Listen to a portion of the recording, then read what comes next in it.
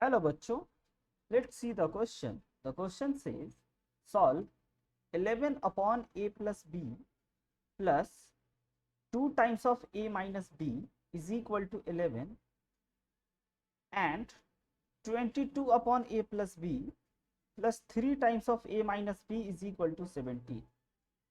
तो बच्चों इस क्वेश्चन को सॉल्व करने के लिए हम लोग जिस की कॉन्सेप्ट का यूज करने वाले हैं वह की कॉन्सेप्ट है हमारा the key concept is solving linear equation in two variable by elimination method. बच्चों इसको सॉल्व करने के लिए हम लोग एलिमिनेशन मेथड का यूज करते हैं। तो सबसे पहले अगर कोई भी चीज का रिपीटेशन किसी इक्वेशन में बार बार हो तो उसको बच्चों हमें कुछ एज्यूम कर लेना चाहिए। कि सबसे पहले अगर हम लोग इसको 1 अपॉन ए प्लस बी को अगर x एज्यूम कर लें एंड a माइनस बी को अगर y एज्यूम कर लें तो हमारा ये इक्वेशन बहुत ही इजी बन जाए। यानी कि ये इक्वेशन बन जाएंगे 11x plus 2y is equal to 11। This is our first equation. And बच्चों इस सेकेंड इक्वेशन में अगर हम लोग रखें तो ये हो जाएंगे 22y plus 3y is equal to 17। This is our second. अब बच्चों हमें इन दोनों इक्वेशन को सॉल्व करना चाहिए फॉर x एंड y के लिए।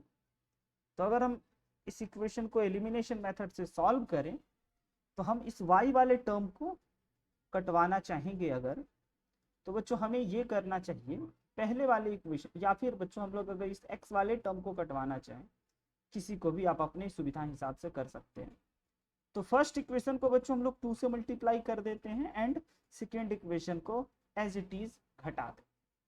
तो फर्स्ट इक्वेशन में अगर 2 से मल्टीप्लाई किया जाए तो this become 22x plus 4y is equal to 22 and second equation हो गया हमारे पास 22y plus 3y is equal to 17 as it is.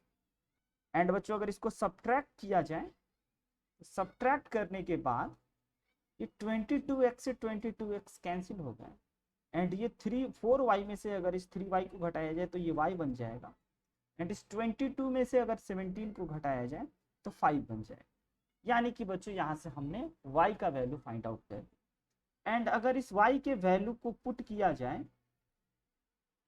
First या सेकेंड इक्वेशन जिसमें भी आसानी हो, फर्स्ट इक्वेशन में पुट करते हैं, देन बच्चों हम लोगों का फर्स्ट इक्वेशन है 11x plus 2y is equal to 11।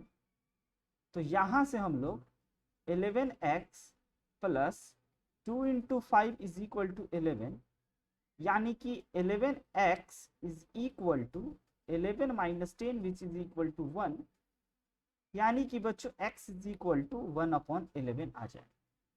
यहां से हमने बच्चों x एंड y को सॉल्व कर लिया, बट हमें a एंड b को सॉल्व करना है। a बराबर बताना है कितना होगा एंड b बराबर बताना है कितना। तो अगर जिसको हमने एज्यूम करा था 1 अपॉन a प्लस बी को हमने x एज्यूम करा था एंड ये x बच्चों हमारे पास निकल करके आया है 1 अपॉन 11, तो इसका मतलब हम लोग ये कह सकते हैं कि a प्लस बी ना 11 के इक्वल हो गया and this is our third equation. And उसी प्रकार से बच्चों हमने a माइनस बी को y एज्यूम करा था एंड y हमारे पास निकल करके आया है 5, तो ये हो गए हमारे फोर्थ इक्वेशन। अगर हम थर्ड एंड फोर्थ इक्वेशन को फिर से सब्स्टिट्यूशन मेथड से सॉल्व करें तो हमारे पास हो जाएंगे a plus b is equal to 11, ये हमारे थर्ड इक्वेशन है। एंड बच्चों ये हमारे थर्ड इक्वेशन है, right. And a minus b is equal to 5, a minus b is equal to 5, ये हमारे फोर्थ इक्वेशन है। अगर इन दोनों इक्वेशन को सिंपली ऐड कर दिया जाए तो बच्चों a प्लस ए बिकम 2 है एंड b से b कैंसिल आउट हो जाएंगे एंड 11 और 5 16 बन जाएंगे, यानी कि यहाँ से a is equal to 16 by 2 जो कि 8 के बराबर हो जाएगा। a इज इक्वल टू हमने 8 सॉल्व कर लिया। नाउ बच्चों अब हमें b सॉल्व करना है। तो अगर हम लोग a इज इक्वल टू 8 को पुट कर दें इन इक्वेशन फर्स्ट में, तो हमारा इक्वेशन बन जाएगा a plus b is equal to 11। a की जगह पे अगर हम लोग 8 रखते हैं तो 8 plus b is equal to 11, यानी कि b is equal to 11 minus 8, this is equal to 3। यानी कि द फाइनल आंसर इज बच्चों a is equal to 8 and b is equal to 3। I hope you understood it very well. Best of luck. Thank you.